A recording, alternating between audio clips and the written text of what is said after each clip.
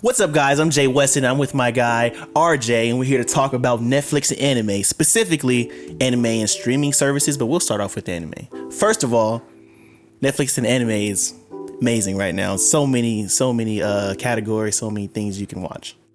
Yeah, for sure. You have a very big commitment with Netflix and anime, actually. Yeah, I mean, yeah. Well, so you said earlier. Yeah, so it actually goes back into just imagine this, right? Netflix was formed in 1997, right? They had a library. You pick it, they send it to you. Yeah. Right? Old school. Yep, old school. Yep. Then 2007 they started doing the streaming, right? Yeah. Straight to home video, all that good stuff. You had to have that. Yeah. You had to just have internet connection and all that good stuff, right? Yeah.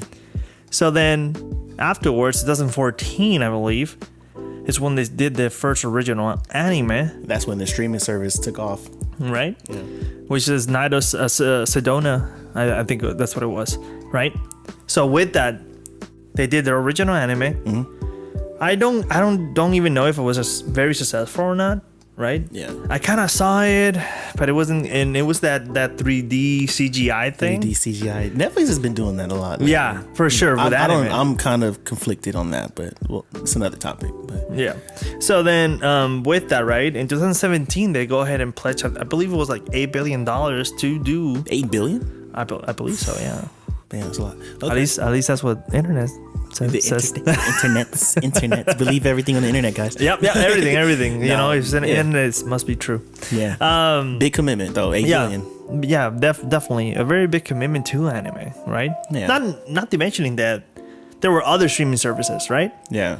There were Funimation, Crunchyroll. Yeah. Right. Doing the same thing with anime. Exactly, Yeah. and much more anime oriented. Yeah. This was definitely the first streaming service that wasn't dedicated to anime. Exactly. That took a big chance on anime. There must be a lot of anime fans on Netflix. Right? Has to be. There has to be. Yeah. So, and that's my biggest surprise, right? Because as the years go, slowly but surely, they've been going. Their anime library has been growing. Mm-hmm. Not to mentioning that what I just said about 2017, right? And now in 2020, right? They want to do. I think they have like 30 anime productions. Yeah. For anime. Well, this year, 2022? Or? Yeah, 2022. Oh, man. But that's exactly what I'm trying to say. It's like, slowly but surely, this behemoth of a company, right? Yeah. Has been putting their foot down and like, yes, there are anime fans out there and we want to cater to them as well. Right? Yeah. And it's not like, again, like Crunchyroll, Funimations, where it's like, of course there's an anime fandom out there and we're going to cater to them, but only to them. Yeah. Right? And like you just stated, Netflix was the one who was like, yeah, we're going to cater to them, but you know, at the beginning, maybe that wasn't their...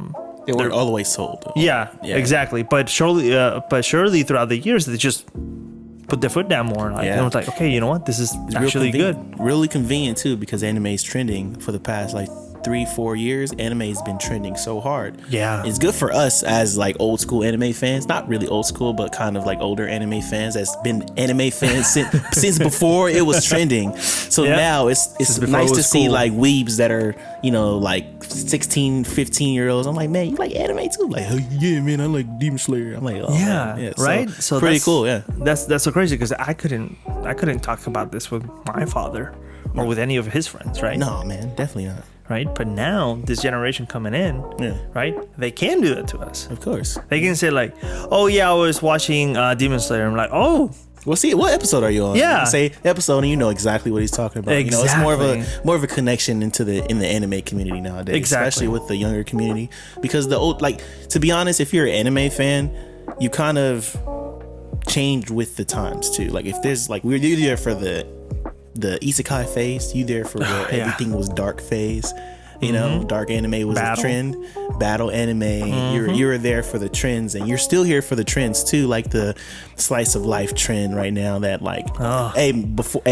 there's a slice of life trend, man. Because in Shonen Jump, the manga, the comic or the collection of comics for Japan, Shonen Jump is the biggest one. It's not a lot of battle shonen, man. It's only Jujutsu Kaisen, They're like taking some of them out, right? Yeah, Demon Slayer. No, a lot of them are ending. That's why. Some of them are getting canceled because they not suck necessarily, but they aren't performing as well. But like Spy Family and a lot of these other subgenres are taking over, you know. But back on subject. Let's go back. So okay, Netflix anime in general. To me, I don't know if this is for sure. Don't fact check me. I don't know. All right. Okay, let me go ahead and get my keyboard ready. Was one of the first to actually produce original anime in that format. You know, like Crunchyroll obviously had anime, and they had licenses for anime, and they bought licenses, and it was there to actually put it on a streaming platform. But making their own, they haven't really done that. They recently started doing that with these webtoons and other anime probably recently. But you said Knights of Sidonia was made in 2014. Yeah, they're kind of, they're up there, you know.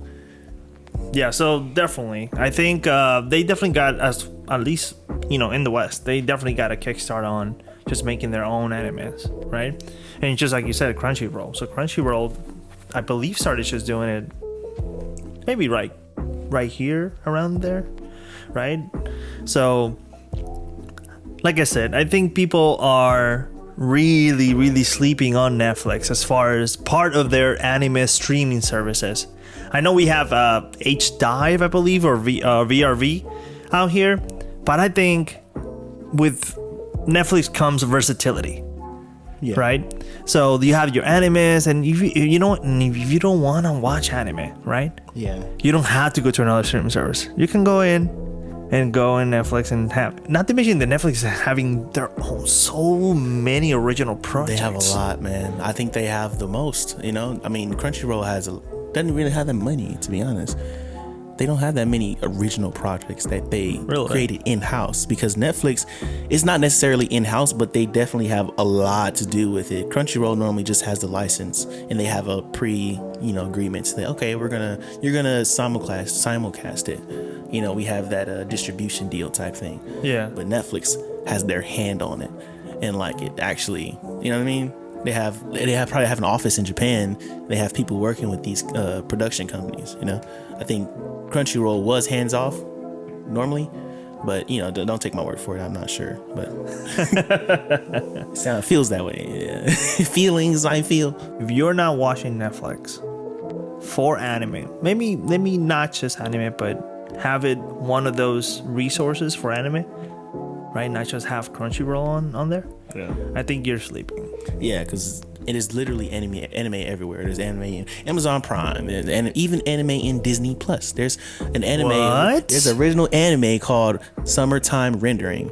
What is this? And it's an anime Disney Plus created. You know, and they also have the license for Bleach now too. So that's gonna change. A lot of anime is gonna change because of the licensing and where the anime is gonna be kind of simulcasted or going to be streamed on. Because before, you can find Dragon Ball on like 3-4 different streaming sites. Now it's only on Funimation, Crunchyroll, pretty much, you know. So thank you guys for listening. My name is RJ with Jay Weston. Like, subscribe, and comment what you guys think down below.